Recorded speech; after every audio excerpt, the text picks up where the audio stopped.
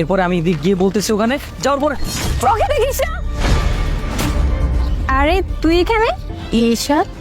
এতদিন পর দেখা, ভেবেছি যে কেমন আছি কি অবস্থা এইসব জিজ্ঞাসা করবি, তা না কি একটা বাজে ব্যবহার কি দুর্ব্যবহার করতেছিস আমার সাথে তোর। আমার তোর জন্য আজকে লেট হয়ে গেল, এখন যদি বাসটা মিস করে ফেলি আজকে তোর যাওয়াই হবে না। আরে এক জায়গায় যাবো, একটু সুন্দর করে সেজে গুজে বের হবো না, কিছু তোর যদি টিকিটটা না পাই। ঠিক আছে, তাহলে কাজ করেন, ওই ফাইলগুলোকে চেক করেন। এরপরে আমি এদিক গিয়ে বলতেছি ওখানে যাওয়ার পরে ওকে দেখিস না। আরে তুই এখানে? আচ্ছা আমি একটু পরে ফোন করছি। কিরে কেমন আছিস তোরা, কতদিন পর দেখা। ঈশাদ তুই এখানে? হ্যাঁ আমি এখানে, কিন্তু তোরা। ও আচ্ছা বুঝতে পেরেছি, এখন তাহলে বাসের ড্রাইভার তুই, বাস চালাস তাই না? না না দেখ, তোদের কিছু একটা ভুল। আমাদের কোথায় ভুল হবে? এই যে বাসের সামনে তুই দাঁড়িয়ে আছিস। আচ্ছা খুব না বড় বড় কথা বলতে যে মন দিয়ে পড়াশোনা কর, মন দিয়ে পড়াশোনা না করলে লাইফে কিচ্ছু করতে পারবি না। এখন কি হলো, তুই নিজেই তো বাস চালাস, তখন তো আমাদের ভার্সিটির তুই টপার ছিলি, কোথায় গেল তোর বড় বড় কথা? সব সময় তো আমাদের সাথে মিশতি না, আমাদেরকে অপমান করতি। এখন একটা কাজ করি, এই রেখা ভালো হবে না আমি যদি একটা ছবি তুলে আমাদের ওই গ্রুপে ছেড়ে দেই, সবার তো জানা উচিত আমাদের ভার্সিটির টপারের আজকের অবস্থাটা কি। হ্যাঁ ঠিক বলছিস, কতই না জ্ঞান দিয়েছে, মন দিয়ে পড়াশোনা কর, মন দিয়ে পড়াশোনা কর, না হলে লাইফে কিছুই করতে পারবি না। আর তুই তুই কি করেছিস, সে কিনা বাস ড্রাইভার।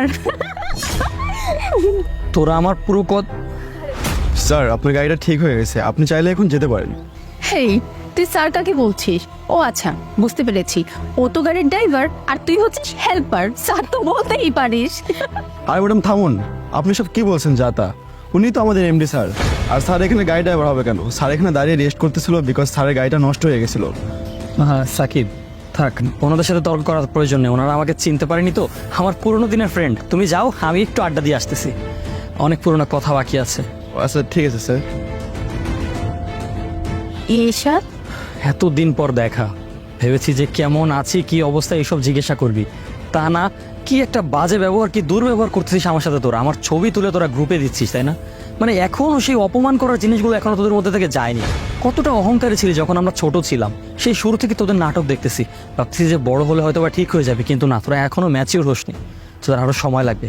আচ্ছা কোথায় গেল তোদের বাবার গাড়ি? মনে আছে যখন তোদের গাড়িটা নিয়ে আসছি তখন কি অহংকারটাই দেখাতি, কই সেই গাড়ি কোথায়? আজকে তোরা হেঁটে কেন যাচ্ছিস বলতো? আর মানুষের জামা কাপড় দেখে না জাজ করবি না কখনো।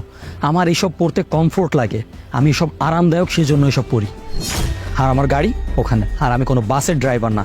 আমি এখানে এসেছিলাম শুধুমাত্র একটু কমফোর্টভাবে কথা বলতে পারবো, ওদিকে অনেক শব্দ, ওদিকে গাড়ি ঠিক করতেছিল সেই জন্য। আর তোরা এসে কি উল্টা পাল্টা কত কথা, আমাকে থাপ্পড় মারতে যাচ্ছিলি। আচ্ছা একজন আননোন মানুষকে তোরা থাপ্পড় কিভাবে মারিস? এখানে তোর ফল্ট ছিল, তুই ফোনে কথা বলতে বলতে আসতেছিলি আর তুই আমার উপর থাপ্পড় উঠিয়েছিলি। ভাগ্যিস চিনতে পেরেছিস, না হলে তো থাপ্পড় মেরে দিতি। তোরা অজানা অচেনা মানুষের সাথে এইরকম দুর্ব্যবহার করিস। আর তোদের অবস্থা দেখে মনে হচ্ছে না তোরা সে আগের মতো এখনো আছিস। আসলে অহংকার পতনের মূল, তোদের যে অধঃপতন হয়েছে তা তোদের জামা কাপড়, তোদের চলাফেরা দেখে বোঝা যাচ্ছে। হাতে একটা ব্যাগ নিয়ে এসেছিস লোকাল বাসে কোথাও যাওয়ার জন্য। তোদের যদি জবের প্রয়োজন হয় না, আমার অফিসে আসিস।